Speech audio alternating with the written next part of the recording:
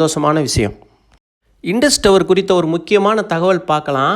Airtel நிறுவனம் நேற்று 5 தவணைகளாக Indies டவருடைய 69 லட்சம் பங்குகளை வாங்கியிருக்கிறாங்க.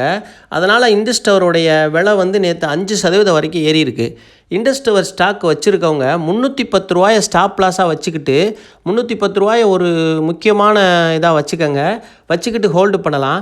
இண்டஸ் டவர் அதன் வலுவான நிதி நிலையை பயன்படுத்தி பாரதி ஏர்டெல் உடனான வாடிக்கையாளர்கள் உறவை வலுப்படுத்தும். அதே சமயத்தில் பரந்த வளர்ச்சிகளை நோக்கி ஒரு பயனாக ஆப்பிரிக்க சந்தைகளில் விரிவாக்க வாய்ப்புகளை ஏர்டெல் நிறுவனத்தோடு இணைந்து அதை தேடிக்கிட்டு இருக்காங்க, மதிப்பீடுகளை செஞ்சுக்கிட்டு இருக்காங்க என எதிர்பார்க்கப்படுது. பங்கு விலை சீப்பாக தான் இருக்குது. 310 உடைக்காத வரை லாங் டேர்முக்கு ஹோல்டு பண்ணிக்கலாம். ஏன்னா இது ரொம்ப அத்தியாவசியமான ஒரு நிறுவனம். இதை வச்சு தான் வோடாஃபோன் ஐடியாவாக இருந்தாலும் சரி, ரிலையன்ஸ் ஜியோவாக இருந்தாலும் சரி, ஏர்டெல்லாக இருந்தாலும் சரி, இந்த 3 நிறுவனங்களும் செயல்பட முடியும்.